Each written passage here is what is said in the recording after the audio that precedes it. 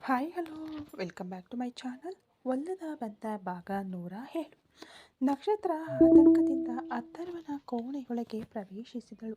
ನಿನ್ನೆ ರಾತ್ರಿ ಮೌನವಾಗಿ ಅತ್ತಿದ್ದ ಅವಳ ಗಂಡ ಈಗಷ್ಟೇ ಸ್ವಲ್ಪ ನೆಮ್ಮದಿಯಾಗಿ ಮಲಗಿದ್ದನು. ಆದರೆ ಕಾವ್ಯಾಳ ಪತ್ರ ನೀಡಿದ ಆಘಾತ ನಕ್ಷತ್ರಾಳನ್ನು ಸುಮ್ಮನಿರಲು ಬಿಡಲಿಲ್ಲ. ರೀ ರೀ ಎದ್ದೇಳಿ ಎಂದು ನಕ್ಷತ್ರ ಅವನ ಭುಜ ಹಿಡಿದು ಅಲುಗಾಡಿಸಿದಳು. ನಿದ್ದೆಗಣ್ಣಿನಲ್ಲಿ ಮೆಲ್ಲನೆ ಕಣ್ತೆರೆದ ಅಥರ್ವ ನಕ್ಷತ್ರ ಮುಖ ಬೆವರಿನಿಂದ ಮತ್ತು ಆತಂಕದಿಂದ ಕೂಡಿರುವುದನ್ನು ಕಂಡು ಬೆಚ್ಚಿಬಿದ್ದನು. ಅವನ ಕೈಗಳು ತಾನಾಗಿಯೇ ನಕ್ಷತ್ರಾಳ ಕೈಗಳನ್ನು ಹಿಡಿದುಕೊಂಡವು. ಏನಾಯ್ತು ನಕ್ಷತ್ರ, ಏನಾಯ್ತು? ಯಾಕೆ ಹೀಗೆ ಗಾಬರಿಯಾಗ್ತಾ ಇದೆಯಾ ಎಂದು ಆತಂಕದಿಂದ ಕೇಳಿದನು. ಕಾವ್ಯ, ಆ ಹುಡುಗಿ ಕಾವ್ಯ ಲೆಟರ್ ಬರೆದಿಟ್ಟು ಮನೆಯಿಂದ ಹೊರಟು ಹೋಗಿದ್ದಾಳೆ ಎಂದು ನಕ್ಷತ್ರ ಹೇಳಲು ಅಥರ್ವ ಒಮ್ಮೆಲೆ ತಲೆಗೆ ಕೈ ಹೊಡೆದುಕೊಂಡನು. ಇದು ಸರಿ ಹೋಗುವುದಿಲ್ಲ ಎಂದು ಆವಾಗಲೇ ಅಂದುಕೊಂಡಿದ್ದೆ. ಇರು, ಒಂದು 5 ನಿಮಿಷ ಎಂದು ಹೇಳಿ ವೇಗವಾಗಿ ಸ್ನಾನದ ಕೋಣೆ ಒಳಗೆ ಹೋದನು. 5 ನಿಮಿಷದಲ್ಲಿ ಒಂದು ಟೀ ಶರ್ಟ್ ಮತ್ತು ಟ್ರ್ಯಾಕ್ ಪ್ಯಾಂಟ್ ಧರಿಸಿಕೊಂಡು ಹೊರಬಂದವನು ನಕ್ಷತ್ರಾಳೊಂದಿಗೆ ಕೆಳಗೆ ಓಡಿ ಬಂದನು. ಅಷ್ಟರಲ್ಲಿ ವಿಕ್ರಮ್ ಸೆಕ್ಯೂರಿಟಿ ಬಳಿ ವಿಚಾರಿಸುತ್ತಿದ್ದನು. ಸೆಕ್ಯೂರಿಟಿ ಸಿಸ್ಟಮ್ ಕೋಣೆಯಲ್ಲಿ CCTV ದೃಶ್ಯಗಳನ್ನು ಪರಿಶೀಲಿಸುತ್ತಿದ್ದನು. ಅಥರ್ವ ಮತ್ತು ನಕ್ಷತ್ರ ಅಲ್ಲಿಗೆ ಬಂದು ತಲುಪಿದಾಗ ವಿಕ್ರಮ್ ಮುಖ ಕಪ್ಪಿಟ್ಟಿತು. ಏನಾಯ್ತು ವಿಕ್ರಮ್ ಎಂದ ಅಥರ್ವನ ಧ್ವನಿಯಲ್ಲಿ ಅಧಿಕಾರ ಬೆರೆತ ಕಾಳಜಿ ಇತ್ತು. ಅಣ್ಣ, ಸೆಕ್ಯೂರಿಟಿ ಹತ್ರ ಕೇಳಿದೆ, ಅವಳು ಬೆಳಿಗ್ಗೆಯೇ ಹೊರಗೆ ಹೊರಟಿದ್ದಾಳೆ. ಸರ್ ಪರ್ಮಿಷನ್ ಇಲ್ಲದೆ ಹೊರಗೆ ಕಳುಹಿಸುವಂತಿಲ್ಲ ಮ್ಯಾಮ್. ನಾನು ಕಾಲ್ ಮಾಡಿ ಕೇಳ್ತೀನಿ ಅಂತ ಅವನು ಹೇಳಿದ್ದಾನೆ. ಅದಕ್ಕೆ ಅವಳು ಸರ್ ಮಲಗಿದ್ದಾರೆ, ಆಮೇಲೆ ಅವರ ಜೊತೆಗೆ ಬರ್ತೀನಿ ಅಂತ ಹೇಳಿ ಸಾಧಾರಣವಾಗಿ ನಡೆದುಕೊಂಡು ಒಳಗೆ ಬಂದಿದ್ದಾಳೆ. ಆದರೆ ಮನೆಯೊಳಗೆ ಅವಳು ಬರಲೇ ಇಲ್ಲ. ಅದಕ್ಕೆ CCTV ಚೆಕ್ ಮಾಡ್ತಾ ಇದ್ದೀನಿ ಎಂದನು ವಿಕ್ರಮ್. ಒಂದೊಂದೇ ದೃಶ್ಯ ಹೊಡಿತು. ದಿಢೀರನೆ ವಿಕ್ರಮ್ ಒಂದು ದೃಶ್ಯದಲ್ಲಿ ನಿಂತು ಬಿಟ್ಟನು. ಮನೆಯ ಹಿಂಭಾಗದಲ್ಲಿರುವ ಕಾಂಪೌಂಡ್ ಗೋಡೆಯ ಬಳಿ ಕಾವ್ಯ ನಿಂತಿರುವುದು ಕಂಡಿತು. ಅವಳು ತನ್ನ ಚೂಡಿದಾರ್ ದುಪ್ಪಟ್ಟವನ್ನು ಸೊಂಟಕ್ಕೆ ಬಿಗಿಯಾಗಿ ಕಟ್ಟಿಕೊಂಡಳು. ಸುತ್ತಮುತ್ತ ನೋಡಿದವಳು ಕಣ್ಮುಚ್ಚಿ ದೇವರೇ ಕಾಪಾಡು ಎಂದು ಕೈ ಮುಗಿದು ಪ್ರಾರ್ಥಿಸಿ ಪಕ್ಕದಲ್ಲಿದ್ದ ಅಲಂಕಾರಿಕ ಮರದ ಮೇಲೆ ಸುಲಭವಾಗಿ ಹತ್ತಿದಳು. ಕೋತಿಯ ವೇಗದಲ್ಲಿ ಮರದಿಂದ ಕಾಂಪೌಂಡ್ ಗೋಡೆಯ ತುದಿಗೆ ಹೋಗಿ ಅಲ್ಲಿಂದ ಆ ಕಡೆ ಕೆಳಗೆ ಜಿಗಿದಳು. ಅವಳ ಕಾಲಿನ ನೋವು ಅದನ್ನು ಲೆಕ್ಕಿಸದೆ ಆ ಕಡೆ ಜಿಗಿದು ಬಿಟ್ಟಳು. ವಿಕ್ರಮ್ ತಲೆಗೆ ಕೈ ಹೊಡೆದುಕೊಂಡು ಅಥರ್ವನನ್ನು ನೋಡಿದನು. ಅಥರ್ವ ಒಂದು ಕ್ಷಣ ದಂಗಾಗಿ ನಂತರ ವಿಕ್ರಮ್ನನ್ನು ನೋಡಿ ವ್ಯಂಗ್ಯವಾಗಿ ನಕ್ಕನು. ಏನೋ ವಿಕ್ರಮ್, ನಿನಗೆ ಸಿಗೋದ್ಯಾವುದು ಸರಿಯಾಗಿ ಇಲ್ವಾ? ಸರಿಯಾದ ಖತರ್ನಾಕ್ ಆಗಿದ್ದಾಳೆ ಅನ್ಸುತ್ತೆ ಎಂದನು. ವಿಕ್ರಮ್ ಮನಸ್ಸಿನಲ್ಲೇ ನಿನ್ನೆಯೆಲ್ಲ ಎಷ್ಟು ಭಯಪಡುತ್ತಿದ್ದವಳು, ಈಗ ಮಂಗನ ಹಾಗೆ ಜಂಪ್ ಮಾಡಿಕೊಂಡು ಹೋಗ್ತಾಳೆ. ಇವಳನ್ನು ಯಾವ ಮರದಲ್ಲಿ ಹೋಗಿ ನಾನು ಹಿಡಿಯೋದು ಎಂದು ನೊಂದುಕೊಳ್ಳಲು ಏನು ಯೋಚನೆ ವಿಕ್ರಮ್ ಎಂದು ಅಥರ್ವ ಕೇಳಲು ವಿಕ್ರಮ್ಗೆ ಏನು ಹೇಳಬೇಕೆಂದೇ ತಿಳಿಯಲಿಲ್ಲ. ಅಣ್ಣ ಪ್ಲೀಸ್ ಅಣ್ಣ ಎಂದು ವಿಕ್ರಮ್ ಗೊಣಗಿದನು. ಅಥರ್ವನ ಮುಖ ತಕ್ಷಣ ಕಲ್ಲಾಯಿತು. ಸಾಕು ವಿಕ್ರಮ್, ಇದೆಲ್ಲ ನಮ್ಮ ಕುಟುಂಬಕ್ಕೆ ಸರಿ ಬರುವುದಿಲ್ಲ. ಆ ಹುಡುಗಿಯೇ ಸ್ಪಷ್ಟವಾಗಿ ಬರೆದಿಟ್ಟು ಹೋಗಿದ್ದಾಳೆ. ಆಮೇಲೆ ಏನು? ಸ್ವಲ್ಪ ದಿನದಲ್ಲಿ ಎಲ್ಲ ಸರಿಯಾಗುತ್ತೆ. ಸುಮ್ಮನೆ ಟೈಮ್ ವೇಸ್ಟ್ ಮಾಡದೆ ಆಫೀಸ್ಗೆ ಹೊರಡುವ ಕೆಲಸ ನೋಡು ಎಂದು ಹೇಳಿ ತಿರುಗಿದನು. ಅಣ್ಣ, ಅವಳು ನನ್ನ ವೈಫ್ ಎಂದು ವಿಕ್ರಮ್ ಒತ್ತಿ ಹೇಳಿದನು. ಈ ಹೊತ್ತಿಗೆ ನೀನು ಕಟ್ಟಿದ ತಾಳಿ ದೇವಸ್ಥಾನದ ಹುಂಡಿಗೆ ಹೋಗಿರುತ್ತೆ ಎಂದವನು. ಇವತ್ತು ಮುಖ್ಯವಾದ ಮೀಟಿಂಗ್ ಇದೆ, ಬೇಗ ಹೊರಡು ಎಂದು ಖಡಕ್ ಆಗಿ ಹೇಳಿ ಅಥರ್ವ ಅಲ್ಲಿಂದ ಹೊರ ನಡೆದನು. ನಕ್ಷತ್ರ ಆಘಾತದಲ್ಲಿ ಮರಗಟ್ಟಿ ಹೋದಳು. ವಿಕ್ರಮ್ ಅವಳ ಬಳಿ ಬಂದು ಏನು ಅತ್ತಿಗೆ, ಅಣ್ಣ ಹೀಗೆ ಹೇಳಿ ಹೋಗ್ತಿದ್ದಾರೆ ಎಂದು ಪಾಪದ ರೀತಿಯಲ್ಲಿ ಕೇಳಿದನು. ನಿಮ್ಮ ಅಣ್ಣನನ್ನು ನನಗೆ ಅರ್ಥ ಮಾಡಿಕೊಳ್ಳಲೇ ಆಗ್ತಿಲ್ಲ ವಿಕ್ಕಿ. ರಾತ್ರಿಯೆಲ್ಲ ವಿಕ್ಕಿ ಲೈಫ್ ನನ್ನಿಂದ ಹಾಳಾಯಿತಲ್ಲ ಅಂತ ಕಣ್ಣಲ್ಲಿ ನೀರು ತುಂಬಿಕೊಂಡು ಅಷ್ಟು ಫೀಲ್ ಮಾಡಿದ್ರು. ಆದರೆ ಈಗ ನೋಡಿದರೆ ತುಂಬ ಸಾಧಾರಣವಾಗಿ ಮಾತನಾಡಿ ಹೋಗ್ತಿದ್ದಾರೆ. ನನಗೆ ಸತ್ಯವಾಗ್ಲೂ ಅರ್ಥ ಆಗ್ತಿಲ್ಲ ಎಂದಳು ನಕ್ಷತ್ರ ಗೊಂದಲದಿಂದ.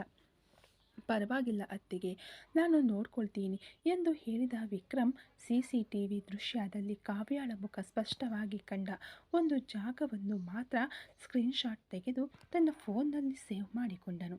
ಅದೇ ಸಮಯದಲ್ಲಿ ದೇವಸ್ಥಾನದಲ್ಲಿ ಮುಂಜಾನೆಯ ಶಾಂತಿಯಲ್ಲಿ ಆ ರಾಜಗೋಪುರ ಗಾಂಭೀರ್ಯದಿಂದ ನಿಂತಿರಲು ಅದರ ನೆರಳಿನಲ್ಲಿ ಒಂದು ದೊಡ್ಡ ಮನಸ್ಸಿನ ಹೋರಾಟದೊಂದಿಗೆ ನಿಂತಿದ್ದಳು ಕಾವ್ಯ. ಕುತ್ತಿಗೆಯಲ್ಲಿರುವ ತಾಳಿಯನ್ನು ಮುಟ್ಟಿ ನೋಡಿದವಳೊಳಗೆ ಸಾವಿರ ಯೋಚನೆಗಳು. ಇದನ್ನು ಹೀಗೆಯೇ ತೆಗೆದು ಹುಂಡಿಯಲ್ಲಿ ಹಾಕಿ ಮನೆಗೆ ಹೋಗಿಬಿಡಬಹುದು. ಒಂದು ವೇಳೆ ಅಮ್ಮ ಇದನ್ನು ತಪ್ಪಿ ನೋಡಿಬಿಟ್ಟರೆ ಆಮೇಲೆ ಪೊರಕೆ ಮುರಿದು ಹೋಗುತ್ತೆ ಎಂದುಕೊಂಡವಳು ಒಂದು ನಿರ್ಧಾರದೊಂದಿಗೆ ಹುಂಡಿಯ ಬಳಿ ಹೋದಳು. ಕಣ್ಮುಚ್ಚಿ ಆ ಈಶ್ವರನನ್ನು ಪ್ರಾರ್ಥಿಸಿದಳು. ಸ್ವಾಮಿ, ನಾನು ಮಾಡೋದು ಸರಿಯೋ ತಪ್ಪೋ ಗೊತ್ತಿಲ್ಲ, ಆದರೆ ನನ್ನನ್ನು ಕಾಪಾಡಿದ ಆ ಮನುಷ್ಯನ ಜೀವನದಲ್ಲಿ ನಾನು ಯಾವುದೇ ಕಷ್ಟವನ್ನು ಕೊಡಲು ಇಷ್ಟಪಡುವುದಿಲ್ಲ. ಅವರು ಚೆನ್ನಾಗಿರಬೇಕು.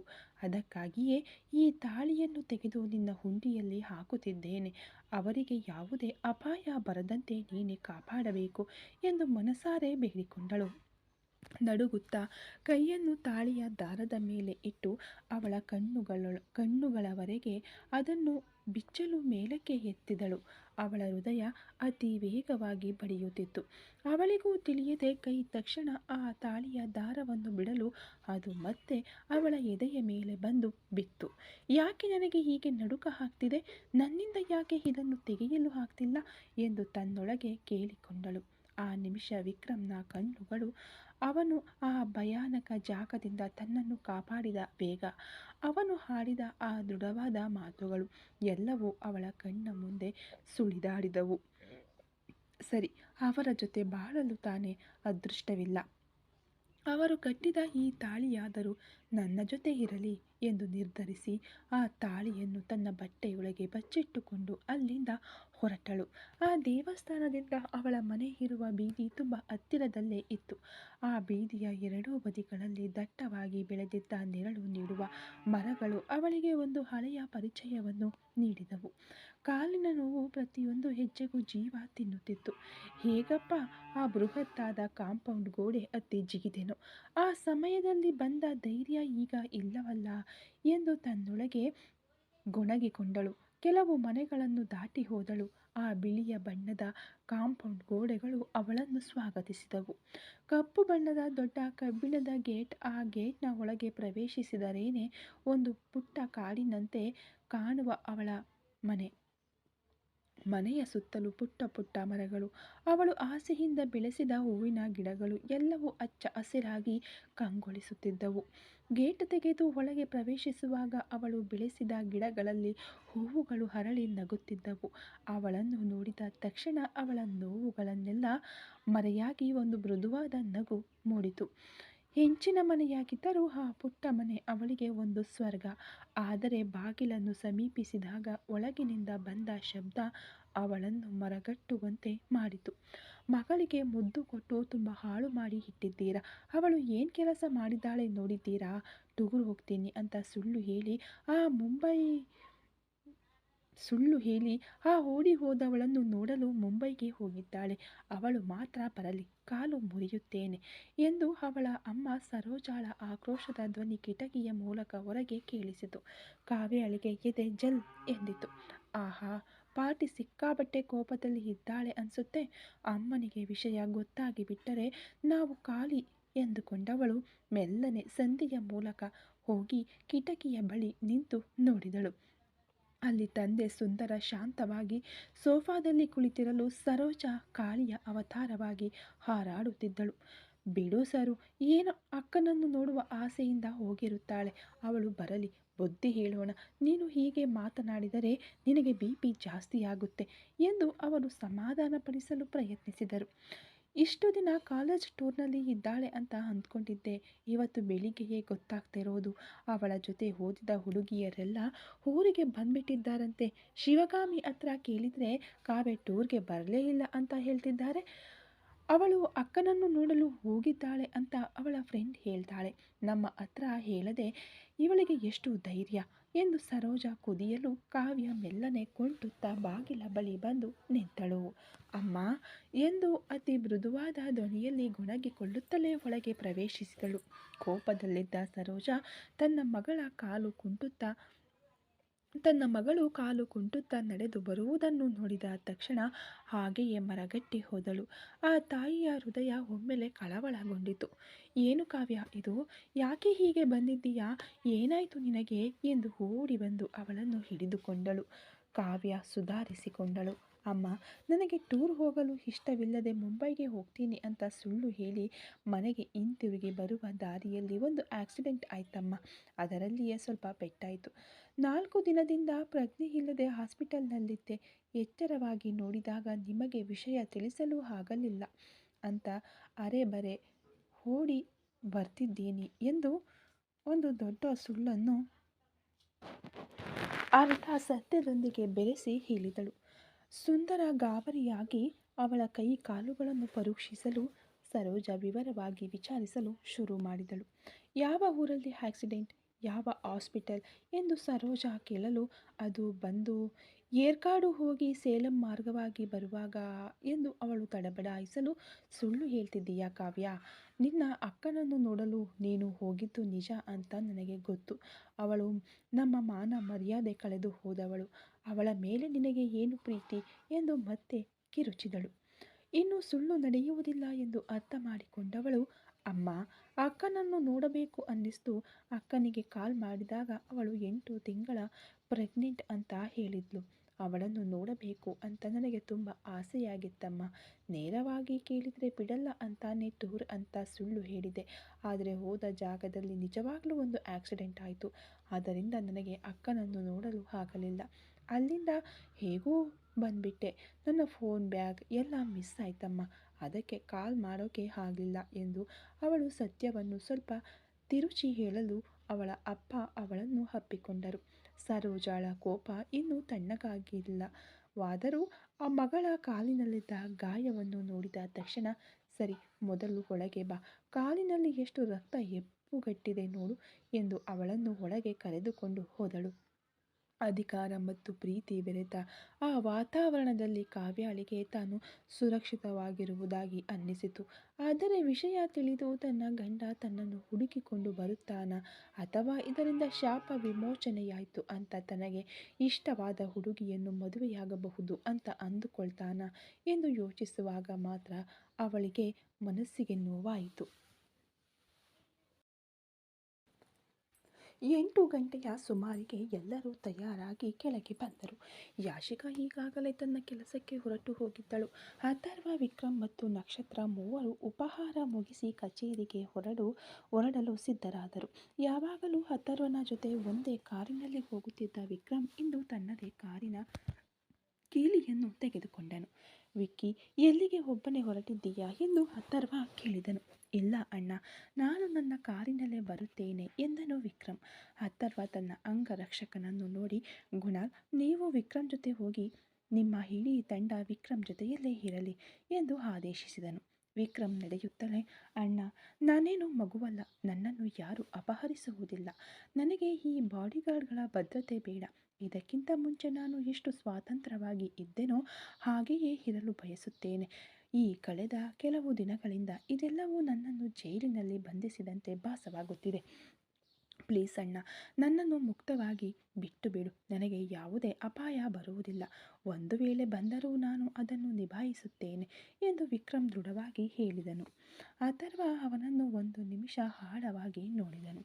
ತಮ್ಮನ ಕಣ್ಣುಗಳಲ್ಲಿ ಕಂಡ ಆ ಹೊಸ ಪ್ರಬುದ್ಧತೆ ಮತ್ತು ದೃಢತೆ ಅವನಿಗೆ ಆಶ್ಚರ್ಯವನ್ನುಂಟು ಮಾಡಿತು. ತುಂಬ ಬದಲಾಗಿ ಬಿಟ್ಟಿದ್ದೀಯಾ ವಿಕ್ಕಿ ಎಂದು ಮೃದುವಾದ ಧ್ವನಿಯಲ್ಲಿ ಹೇಳಿದನು. ಇಲ್ಲ ಅಣ್ಣ, ಹಳೆಯ ವಿಕ್ಕಿಯಾಗಿ ಬದಲಾಗಲು ಪ್ರಯತ್ನಿಸುತ್ತಿದ್ದೇನೆ ಎಂದು ಹೇಳಿ ವಿಕ್ರಮ್ ತನ್ನ ಕಾರನ್ನು ಸ್ಟಾರ್ಟ್ ಮಾಡಿ ವೇಗವಾಗಿ ಹೊರಟು ಹೋದನು. ಅಥರ್ವ ನಿಟ್ಟುಸಿರು ಬಿಟ್ಟು ಕಾರಿನಲ್ಲಿ ಬಂದು ಕುಳಿತನು. ಅವನ ಕಣ್ಣುಗಳು ರಸ್ತೆಯ ಮೇಲಿದ್ದರೂ ಅವನ ಮನಸ್ಸು ಕಾವ್ಯಾಳ ಬಗ್ಗೆ ಮತ್ತು ತನ್ನ ತಮ್ಮನ ಹಠದ ಬಗ್ಗೆಯೇ ಯೋಚಿಸುತ್ತಿತ್ತು. ವಿಕ್ರಮ್ ತನ್ನ ಕಾರಿನಲ್ಲಿ ಕುಳಿತು CCTV ದೃಶ್ಯಾವಳಿಯಿಂದ ತೆಗೆದ ಕಾವ್ಯಾಳ ಆ ಫೋಟೋವನ್ನು ಒಬ್ಬರಿಗೆ ವಾಟ್ಸಪ್ನಲ್ಲಿ ಕಳುಹಿಸಿದನು.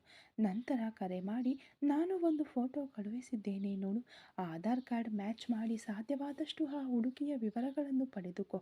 ಎಲ್ಲಾದರೂ ಒಂದು ಕಡೆ ಆ ಮುಖ ಸರ್ಕಾರಿ ಗುರುತಿನ ಚೀಟಿಗೆ ಮ್ಯಾಚ್ ಆಗಿರಲೇಬೇಕು. ಪರಿಶೀಲಿಸಿ ನೋಡು, ಖಂಡಿತ ಕಂಡು ಹಿಡಿಯಬಹುದು. ನನಗೆ ಇವತ್ತಿನೊಳಗೆ ಅಪ್ಡೇಟ್ ಬೇಕು ಎಂದು ಕಡ್ಡಾಯವಾಗಿ ಹೇಳಿ ಫೋನ್ ಇಟ್ಟನು. ಅವನ ಕಣ್ಣುಗಳು ರಸ್ತೆಯನ್ನು ನೋಡುತ್ತಿದ್ದರೂ ಮನಸ್ಸು ಆ ಗೋಡೆ ಜಿಗಿದು ಓಡಿದ ಮಂಕಿಯನ್ನೇ ಯೋಚಿಸುತ್ತಿತ್ತು. ಸ್ವಲ್ಪ ಸಮಯದ ಪ್ರಯಾಣದ ನಂತರ ವರ್ಮನ್ ಗ್ರೂಪ್ ಆಫ್ ಕಂಪನೀಸ್ನ ಪ್ರಧಾನ ಕಚೇರಿಯನ್ನು ತಲುಪಿದನು. ಆಕಾಶ ಮುಟ್ಟುವಂತೆ ಎತ್ತರವಾಗಿದ್ದ ಆ ಬೃಹತ್ ಗಾಜಿನ ಕಟ್ಟಡ ವರ್ಮನ್ ಸಹೋದರರ ಅಧಿಕಾರವನ್ನು ಸಾರುತ್ತಿತ್ತು. ವಿಕ್ರಮ್ ಕಾರನ್ನು ನಿಲ್ಲಿಸಿ ಕೆಳಗಿಳಿಯುತ್ತಿದ್ದಂತೆ ಸರಿಯಾಗಿ ಅವನ ಹಿಂದೆಯೇ ಅಥರ್ವನ ಐಷಾರಾಮಿ ಕಾರು ಬಂದು ನಿಂತಿತು. ವಿಕ್ರಮ್ ಏನೋ ಯೋಚನೆಯಲ್ಲಿದ್ದನು. ಅಥರ್ವನನ್ನು ನೋಡಲು ಅಥರ್ವ ಅವನ ಹೆಗಲ ಮೇಲೆ ಕೈ ಹಾಕಿ ತಟ್ಟಿ, ಬಾ ಒಳಗೆ ಹೋಗೋಣ ಎನ್ನುತ್ತಾ ಮುಂದೆ ಹೆಜ್ಜೆ ಇಟ್ಟನು. ಸಂಸ್ಥೆಯ ನೌಕರರೆಲ್ಲರೂ ಇಕ್ಕೆಲಗಳಲ್ಲಿ ಸಾಲಾಗಿ ನಿಂತು ಅವರಿಗೆ ತಲೆಬಾಗಿ ಗೌರವ ಸೂಚಿಸಿದರು.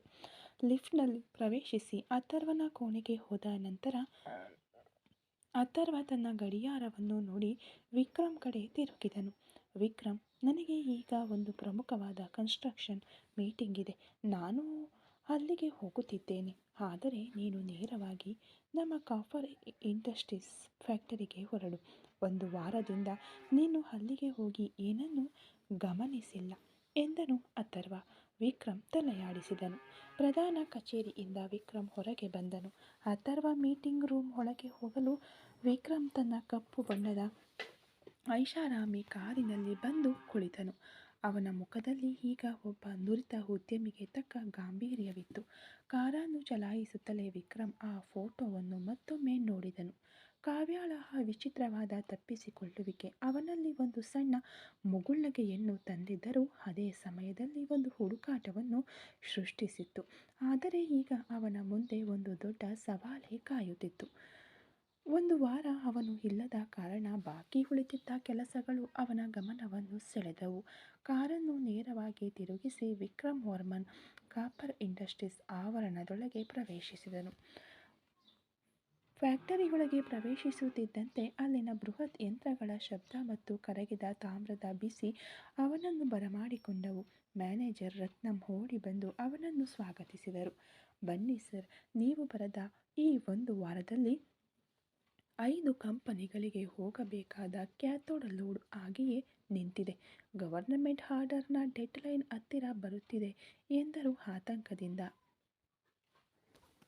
ವಿಕ್ರಮ್ ಸುರಕ್ಷತಾ ಕವಚಗಳನ್ನು ಧರಿಸಿ ನೇರವಾಗಿ ಶುದ್ಧೀಕರಣ ಘಟಕಕ್ಕೆ ಹೋದನು. ಅಲ್ಲಿ ಬೃಹತ್ ವಿದ್ಯುತ್ ವಿಭಜನೆ ತೊಟ್ಟಿಗಳಲ್ಲಿ ತಾಮ್ರದ ತಗಡುಗಳು ವಿದ್ಯುತ್ ಮೂಲಕ ಶುದ್ಧೀಕರಿಸಲ್ಪಡುತ್ತಿದ್ದವು. ರತ್ನಂ, ಈ ತೊಟ್ಟಿಗಳಲ್ಲಿರುವ ವಿದ್ಯುತ್ ಪ್ರಮಾಣವನ್ನು ಚೆಕ್ ಮಾಡಿ. ಶುದ್ಧೀಕರಣ 99.99% ಇರಬೇಕು. ಇದರಲ್ಲಿ ಸ್ವಲ್ಪ ಗುಣಮಟ್ಟ ಕಡಿಮೆಯಾದರೂ ನಮ್ಮ ವರ್ಮನ್ ಗ್ರೂಪ್ಸ್ ಹೆಸರು ಹಾಳಾಗುತ್ತದೆ. ಇವತ್ತು ರಾತ್ರಿಯೊಳಗೆ ಈ ಎಲ್ಲ ಕ್ಯಾಥೋಡ್ಗಳನ್ನು ಪ್ಯಾಕ್ ಮಾಡಿ ಸಪ್ಲೈಗೆ ರೆಡಿ ಮಾಡಿ ಎಂದು ಆದೇಶಿಸಿದನು. ಅಲ್ಲಿ ಉತ್ಪತ್ತಿಯಾಗುತ್ತಿದ್ದ ಆ 99.99% ಶುದ್ಧ ತಾಮ್ರದ ತಗಡುಗಳನ್ನು ನೋಡಿದಾಗ ಅವನಿಗೆ ಒಂದು ತೃಪ್ತಿ ಉಂಟಾಯಿತು.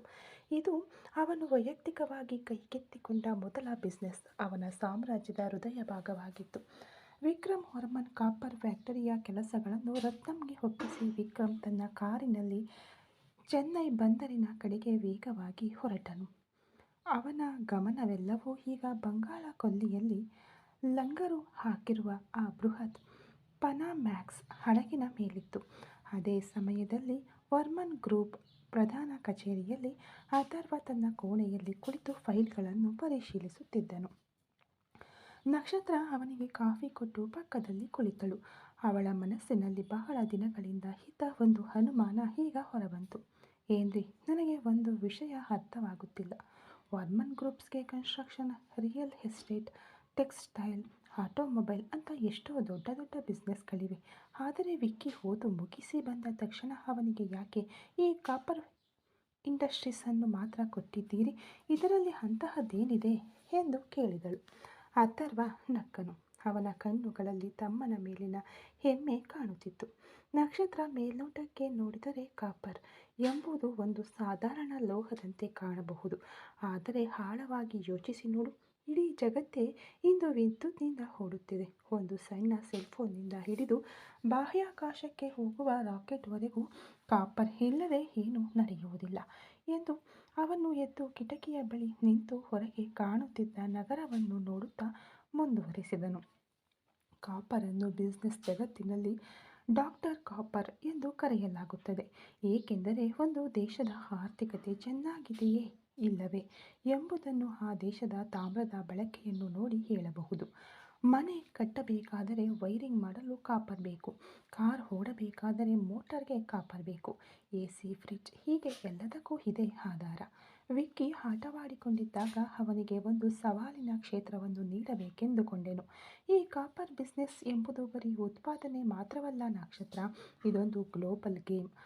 ಲಂಡನ್ ಮೆಟಲ್ ಎಕ್ಸ್ಚೇಂಜ್ನಲ್ಲಿ ಪ್ರತಿ ನಿಮಿಷವೂ ಬೆಲೆ ಬದಲಾಗುತ್ತದೆ. ಚಿಲಿ ದೇಶಗಳಲ್ಲಿ ಗಣಿ ಕಾರ್ಮಿಕರು ಮುಷ್ಕರ ನಡೆಸಿದರೆ ಇಲ್ಲಿ ಭಾರತದಲ್ಲಿ ವಿಕ್ಕಿಗೆ ಫೋನ್ ರಿಂಗ್ ಆಗುತ್ತದೆ. ಇಷ್ಟು ಸಂಕೀರ್ಣವಾದ ಆದರೆ ಇಡೀ ಜಗತ್ತನ್ನೇ ನಿಯಂತ್ರಿಸುವ ಉದ್ಯಮವನ್ನು ವಿಕ್ಕಿ ಕೇವಲ ಒಂದು ತಿಂಗಳಲ್ಲಿ ತನ್ನದಾಗಿಸಿಕೊಂಡಿದ್ದಾನೆ ಅಂದಾಗ ನಕ್ಷತ್ರ ಆಶ್ಚರ್ಯದಿಂದ ನೋಡಿದಳು. ಹಾಗಾದರೆ ವಿಕ್ಕಿ ಈಗ ಒಂದು ದೊಡ್ಡ ಜವಾಬ್ದಾರಿಯಲ್ಲಿದ್ದಾರಾ ಅಂದಳು. ಹೌದು ನಕ್ಷತ್ರ, ಇಂದು ವಿಕ್ಕಿ ಮಾಡುತ್ತಿರುವ ಆ 1,00,000 ಟನ್ ಆಮದು ಬರೀ ಬಿಸ್ನೆಸ್ ಅಲ್ಲ, ನೂರಾರು ಸಣ್ಣ ಕೈಗಾರಿಕೆಗಳಿಗೆ ಅವನು ನೀಡುತ್ತಿರುವ ಆಕ್ಸಿಜನ್.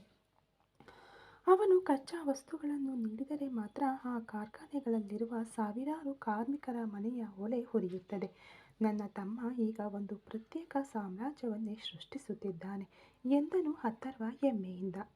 ಅದೇ ಸಮಯದಲ್ಲಿ ವಿಕ್ರಮ್ ತನ್ನ ಕಾರಿನಿಂದ ಇಳಿದಾಗ ಚೆನ್ನೈ ಬಂದರೆ ಒಂದು ದೊಡ್ಡ ರಣರಂಗದಂತೆ ಸಿದ್ಧವಾಗಿತ್ತು. ಕಾರ್ತಿಕ್ ಕೈಯಲ್ಲಿ ಐಪ್ಯಾಡ್ ಹಿಡಿದು ಅಧಿಕಾರಿಗಳಿಗೆ ಆದೇಶಗಳನ್ನು ನೀಡುತ್ತಿದ್ದನು. ವಿಕ್ರಮ್ನನ್ನು ನೋಡಿದ ತಕ್ಷಣ ಉತ್ಸಾಹದಿಂದ ಓಡಿ ಬಂದನು. ಬನ್ನಿ ಚಿಕ್ಕ ಬಾಸ್, ಕರೆಕ್ಟ್ ಟೈಮ್ಗೆ ಬಂದಿದ್ದೀರಾ. ಹೀಗೋ ನಿಂತಿದೆಯಲ್ಲ ನಮ್ಮ ಮೆಜೆಸ್ಟಿಕ್ ಸ್ಟಾರ್ ಹಡಗು, ಇದರಲ್ಲಿ 1,05,000 ಟನ್ ತಾಮ್ರದ ಅದಿರು ಈಗ ನಮ್ಮ ವಶದಲ್ಲಿದೆ ಎಂದನು ಕಾರ್ತಿಕ್. ವಿಕ್ರಮ್ ಆ ಬೃಹತ್ ಹಡಗನ್ನು ತಲೆ ಎತ್ತಿ ನೋಡಿದನು. ಕಾರ್ತಿಕ್ ಮೆಲ್ಲನೆ ವಿಕ್ರಮ್ ಹತ್ತಿರ ಬಂದು ರಹಸ್ಯ ಧ್ವನಿಯಲ್ಲಿ ಕೇಳಿದನು, ಬಾಸ್, ಒಂದು ಸಣ್ಣ ಅನುಮಾನ. ಲಾಜಿಕ್ ಪ್ರಕಾರ ನೋಡಿದರೆ ಚಿಲ್ಲಿ ದೇಶದಿಂದ ಈ ಲೋಡ್ ಚೆನ್ನೈಗೆ ಬರಲು ಇನ್ನೂ ಕನಿಷ್ಠ 15 ದಿನಗಳಾದರೂ ಬೇಕು. ಏಕೆಂದರೆ ನಾವು ಆರ್ಡರ್ ಮಾಡಿ ಕೇವಲ 1 ತಿಂಗಳಾಗಿದೆ. ಆದರೆ ಹೇಗೆ ಬಾಸ್, ಇಷ್ಟು ಬೇಗ ಈ ಹಡಗು ಇಲ್ಲಿ ಬಂದು ನಿಂತಿದೆ? ನನಗೆ ತಿಳಿದ ಮಟ್ಟಿಗೆ ನೀವು ಯಾವುದೋ ದೊಡ್ಡ ಮ್ಯಾಜಿಕ್ ಮಾಡಿದ್ದೀರಾ ಎಂದು ಕಾರ್ತಿಕ್ ಕಣ್ಣುಗಳಲ್ಲಿ ಅಚ್ಚರಿ ಮನೆ ಮಾಡಿತ್ತು. ವಿಕ್ರಮ್ ಮೃದುವಾದ ನಗುವಿನೊಂದಿಗೆ ಕಾರ್ತಿಕ್ ಹೆಗಲ ಮೇಲೆ ಕೈ ಹಾಕಿದನು. ಇದು ಮ್ಯಾಜಿಕ್ ಅಲ್ಲ ಕಾರ್ತಿಕ್, ಟೈಮ್ ಮ್ಯಾನೇಜ್ಮೆಂಟ್.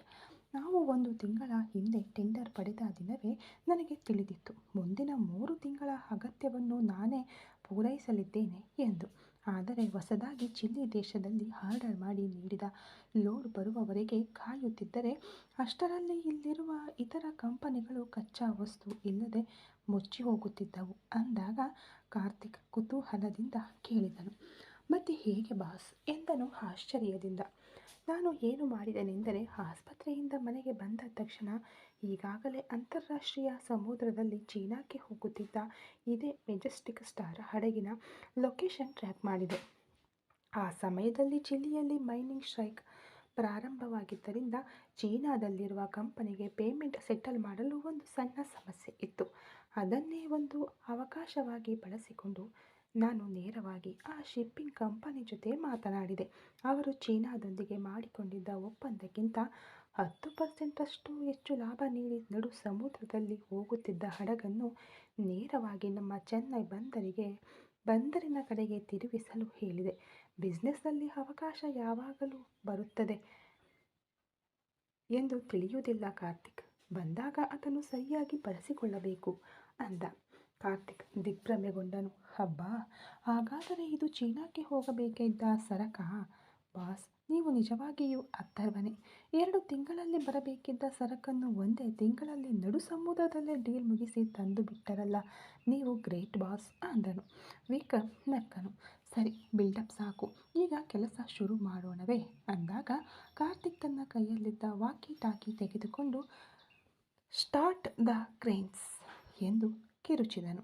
ಮುಂದಿನ ಕ್ಷಣವೇ ಆ ಬೃಹತ್ ಗ್ರ್ಯಾಂಟಿಕ್ ಕ್ರೇನ್ಗಳು ಕಾರ್ಯನಿರ್ವಹಿಸಲು ಪ್ರಾರಂಭಿಸಿದವು. ಹಡಗಿನ ಹೊಟ್ಟೆಯಲ್ಲಿದ್ದ ಆ ಕೋಟ್ಯಾಂತರ ಮೌಲ್ಯದ ಕಪ್ಪು ಬಣ್ಣದ ತಾಮ್ರದ ಅದಿರನ್ನು ಆ ರಾಕ್ಷಸ ಕಬ್ಬಿಣದ ಕೈಗಳು ಚಾಚಿ ಹೊರಗೆ ತಂದವು. ಆ ಮರಳಿನಂತಹ ಅದಿರು ಕನ್ವೇಯರ್ ಬೆಲ್ಟ್ಗಳ ಮೂಲಕ ಸಾಗಿ ಹಳಿಗಳ ಮೇಲೆ ಸಿದ್ಧವಾಗಿ ನಿಂತಿದ್ದ 4 ಸರಕು ರೈಲುಗಳ ಡಬ್ಬಿಗಳಲ್ಲಿ ತಡತಡನೆ ತುಂಬಿಕೊಳ್ಳಲಾರಂಭಿಸಿತು. ನೋಡಿ ಬಾಸ್, ನೀವು ಹೇಳಿದಂತೆ ಈ 60,000 ಟನ್ ಅದಿರು ಮುಂದಿನ 12 ಗಂಟೆಗಳಲ್ಲಿ ತಿರುಚಿ, ಕೊಯಮತ್ತೂರು ಅಂತ ಬೇರೆ ಬೇರೆ ಕಡೆ ಹಂಚಿ ಹೋಗುತ್ತವೆ. ಈ ರೈಲ್ವೆ ಕ್ಲಿಯರ್ನೆಸ್ ಅನ್ನು ನಾನು ಅಚ್ಚುಕಟ್ಟಾಗಿ ಮುಗಿಸಿದ್ದೇನೆ. ತಲಾ 42 ಡಬ್ಬಿಗಳನ್ನು ಹೊಂದಿರುವ 4 ರೈಲುಗಳು ಈಗ ನಮ್ಮ ಆರ್ಥಿಕತೆಯನ್ನೇ ಹೊತ್ತು ಸಾಗುತ್ತಿವೆ ಎಂದು ಕಾರ್ತಿಕ್ ಕೈ ತೋರಿಸಿದನು. ವಿಕ್ರಮ್ ಆ ರೈಲುಗಳು ಚಲಿಸಲು ಪ್ರಾರಂಭಿಸುವುದನ್ನು ನೋಡಿದನು. Good job Karthik. ಈ ಸರಬರಾಜು ಸರಪಳಿ ಎಲ್ಲೂ ಕಡಿತಗೊಳ್ಳಬಾರದು. ಉಳಿದ ಕಾರ್ಖಾನೆಗಳಿಗೂ ಸರಿಯಾದ ಸಮಯಕ್ಕೆ ಸರಕು ತಲುಪಬೇಕು. ಮುಖ್ಯವಾಗಿ ನಮ್ಮ ಫ್ಯಾಕ್ಟರಿಗೆ 45,000 ಟನ್ ಹೋಗಬೇಕು ಎಂದನು ವಿಕ್ರಮ್ ಕಟ್ಟುನಿಟ್ಟಾಗಿ. ಚಿಂತಿಸಬೇಡಿ ಬಾಸ್, ಕಾರ್ತಿಕ್ ಇರುವವರೆಗೂ ಯಾವುದೂ ಮಿಸ್ ಆಗುವುದಿಲ್ಲ ಎಂದನು ಕಾರ್ತಿಕ್. ಅದೇ ಸಮಯದಲ್ಲಿ ಸಾಗರ್ಗೆ ಈ ಮಾಹಿತಿ ತಲುಪಿತು.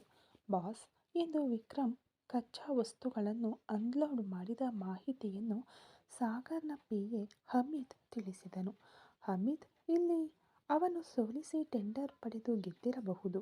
ಆದರೆ ಶೀಘ್ರದಲ್ಲೇ ಕೇಂದ್ರ ಸರ್ಕಾರ ಇಡೀ ಭಾರತದ ಮಟ್ಟದಲ್ಲಿ ರಾಮಚಂದ್ರನ್ ಸಪ್ಲೈ ಮಾಡುವ ಟೆಂಡರ್ ಘೋಷಿಸಲಿದೆ. ಆ ಟೆಂಡರ್ ನಮಗೆ ಸಿಕ್ಕರೆ ಸಾಕು. ಈ ಅಥರ್ವ, ವಿಕ್ರಮ್ ಎಲ್ಲರೂ ನನ್ನ ಕೆಳಗೆ ಬರಬೇಕಾಗುತ್ತದೆ ಎಂದು ತನ್ನ ಗಾಂಭೀರ್ಯ ಕಡಿಮೆಯಾಗದಂತೆ ಹೇಳಿದನು ಸಾಗರ್. ಅಂದು ಸಂಜೆ ವಿಕ್ರಮ್ ಮತ್ತು ಕಾರ್ತಿಕ್ ಇಬ್ಬರೂ ವರ್ಮನ್ ಪ್ರಧಾನ ಕಚೇರಿಯ ಕಡೆಗೆ ಕಾರಿನಲ್ಲಿ ಹೋಗುತ್ತಿದ್ದರು. ಆ ಸಮಯದಲ್ಲಿ ಕಾರ್ತಿಕ್, ಬಾಸ್, ಮುಂಬೈಗೆ ಹೋಗಿದ್ದೀರಲ್ಲ, ಮಾಯಾ ಮೇಡಮ್ ಅವರನ್ನು ನೋಡಿದ್ದೀರಾ ಎಂದು ಕೇಳಿದನು. ಅದಕ್ಕೆ ವಿಕ್ರಮ್ ಕಾರ್ತಿಕ್ನನ್ನು ನೋಡಿ, ಕಾರ್ತಿಕ್, ನನಗೆ ಮದುವೆಯಾಗಿದೆ ಎಂದನು. ಚಿಕ್ಕ ಬಾಸ್, ಏನಿದು ಹೀಗೆ ಹೇಳ್ತಾ ಇದ್ದೀರಾ ಎಂದು ದಿಗ್ಭ್ರಮೆಯಿಂದ ಕೇಳಿದನು ಕಾರ್ತಿಕ್. ಈ ಕಥೆ ಇನ್ನು ಮುಂದುವರಿಯುವುದು. Thank you so much.